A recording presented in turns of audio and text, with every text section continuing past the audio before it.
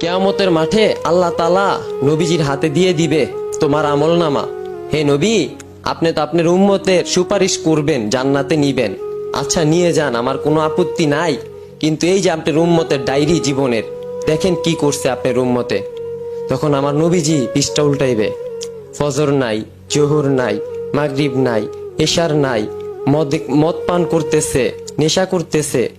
তখন আমার নবীজি আল্লাহ তাআলার কাছে লজ্জায় পড়ে যাবে। তখন উম্মতকে জিজ্ঞাসা করবে, হে উম্মত, এগুলা কি? একটাবার কি চিন্তা করছেন?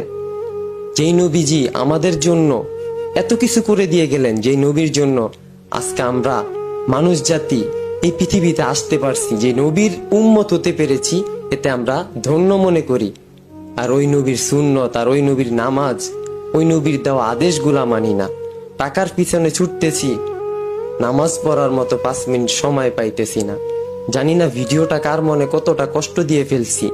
যদি উচিত কোনো কথা বলে থাকি, আপনার মনে যেটা চায় ভিডিওটা সেইটাই করেন, কিন্তু তো অন্তত এতটুকু বলবো, ভিডিওটা একটু বেশি বেশি শেয়ার করেন, যেন সবার কাছে পৌঁছে যায়, মানুষ যেন দিনের পথে চলে আসে।